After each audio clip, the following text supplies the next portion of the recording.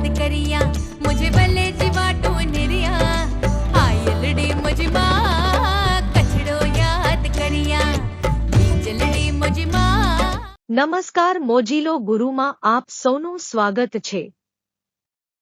આજે આપણે વાત કરીશું માંડવીના સેવા મંડળ અને ભુજના રામકૃષ્ણ મઠના સંયુક્ત ઉપક્રમે તા 28-12 શનિવારના રોજ સેવા મંડળના મંછારામ બાપુના વાડા ભીડ બજાર માંડવી મધ્યે યોજાયેલા 8મા મેડિકલ કેમ્પમાં 1 મહિનાની દવા પણ નિઃશુલ્ક અપાઈ હતી।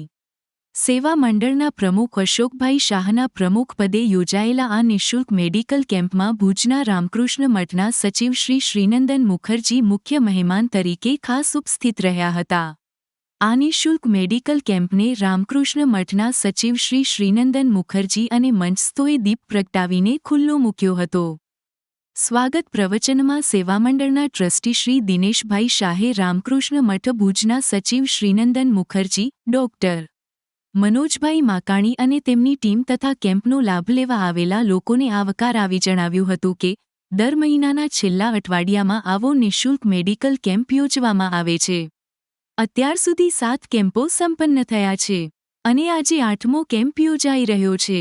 આ કેમ્પમાં ડોક્ટર મનોજભાઈ માકાણી, રમીલાબેન માકાણી, ડોક્ટર ઉષાબેન ભાલિયા, ડોક્ટર જીનલબેન વેલાણી, ડોક્ટર પ્રિયાંશીબા જાડેજાએ દર્દીનું નિદાન કરી યોગ્ય માર્ગદર્શન આપેલ હતું। સંજયભાઈ મહેશ્વરી પણ સહયોગી રહ્યા હતા। સંસ્થાના પ્રમુખ શ્રી અશોકભાઈ શાહે પ્રમુખ સ્થાનેથી જણાવ્યું હતું કે આગામી 5મી જાન્યુઆરીના રોજ ભોજાઈ સર્વોદય ટ્રસ્ટ અને સેવામંડળના ઉપક્રમે નેત્ર નિદાનનો બીજો નિઃશુલ્ક કેમ્પ યોજીને 2025ના નવા વર્ષને આવકાર આપવામાં આવશે। આ કેમ્પમાં દવા નિઃશુલ્ક આપવામાં આવશે તેમજ આંખના ઓપરેશન ભોજાઈ સર્વોદય ટ્રસ્ટની હોસ્પિટલમાં નિઃશુલ્ક કરી અપાશે। મુખ્ય મહેમાન પદેથી રામકૃષ્ણ મઠ ભુજના સચિવ શ્રી શ્રીનંદન મુખર્જીએ જણાવ્યું હતું કે અત્યાર સુધી અમે કચ્છના 100 ગામમાં હોમિયોપેથિકના કેમ્પ યોજ્યા છે। હોમિયોપેથિક દવાથી કોઈ આડઅસર થતી નથી। તેમણે કેમ્પ રાખવા બદલ સેવામંડળ માંડવીના ટ્રસ્ટી મંડળનો આભાર માન્યો હતો। શ્રી નંદન મુખર્જીભાઈએ સેવા મંડળના ટ્રસ્ટીઓને ફ્રેમ આપી બહુમાન કર્યું હતું। આજના 8માની શુલ્ક મેડિકલ કેમ્પનો માંડવી અને આજુબાજુના ગામોના કુલ 120 લોકોએ લાભ લીધો હતો। કાર્યક્રમનું સંચાલન સેવા મંડળના ટ્રસ્ટી દિનેશભાઈ શાહે કરેલ હતું જ્યારે ટ્રસ્ટી જયેશભાઈજી શાહે આભાર દર્શન કરેલ હતું।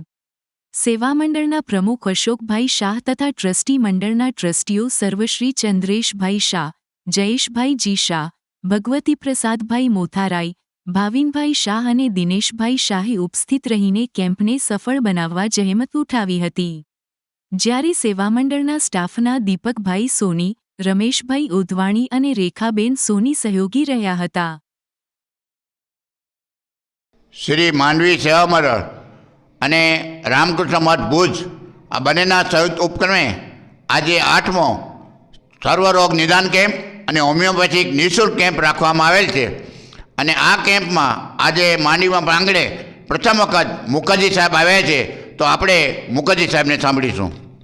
નમસ્કાર, ખૂબ આનંદની વાત છે કે સેવા મંડળ માંડવી અને રામકૃષ્ણ મઠ ભુજ સંયુક્ત ઉપક્રમે અહીંયા આ સેવાકીય કેમ્પ ચાલે છે। આજે 8મી કેમ્પની આયોજન છે। અહીંયા ડૉક્ટર મનોજ માકાની અને એનું આખો ટીમ અહીંયા છે અને હોમિયોપેથ માં ટ્રીટમેન્ટ અહીંયા આ લોકો આપી રહે છે અને નિઃશુલ્ક, સંપૂર્ણ નિઃશુલ્ક રામકૃષ્ણ મઠ ભુજ દ્વારા આયોજિત આ કેમ્પ છે અને મને આશા છે કે વધારે કરતાં લોકો અહીંયા આવે અને આ કેમ્પનો લાભ લે, સંપૂર્ણ લાભ લે। એના કાંઈ સાઈડ ઇફેક્ટ નથી। હોમિયોપેથની હું પોતે બહુ ફેન છું ને આ બહુ મુશ્કેલ ટ્રીટમેન્ટ હું પોતે એમ જોયું કે હોમિયોપેથથી એકદમ બરાબર ઠીક થઈ જાય ને હું ખૂબ શુભેચ્છા આપું છું સેવા મંડળને, બધા ટ્રસ્ટીઓને કે સંયુક્ત ઉપક્રમે આ કેમ્પ થાય છે। ધન્યવાદ। આજે સેવા મંડળ માંડવી ખાતે સેવા મંડળ અને રામકૃષ્ણ મઠ ભુજ દ્વારા 8મો કેમ્પનું આયોજન કરવામાં આવ્યું છે. હોમિયોપેથી વિશે આપણે ત્યાં જાગૃતતાનો થોડો અભાવ જોવા મળે છે. તો સૌપ્રથમ તો હું બધા દર્દીઓને વિનંતી કરીશ કે હોમિયોપેથી છે એ એક પ્રકારની દેશી ઉપચાર પદ્ધતિ છે કે જેની કોઈ નુકસાન આડઅસર નથી હોતી અને એના પોતાના સિદ્ધાંતો છે.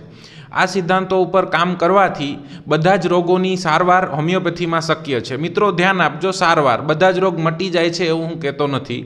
જે રોગો મટી શકે એવા છે એ રોગોને મટાડવાની સારવાર ઉપલબ્ધ છે અને જે રોગો મટી શકે એવા નથી એને કંટ્રોલેબલ ડિસીઝ કહેવાય ડૉક્ટરોની ભાષામાં. તો એ રોગો સાથે દર્દી કઈ રીતે સારું જીવન જીવી શકે એના માટેની સારવાર પણ હોમિયોપેથીની અંદર ઉપલબ્ધ છે.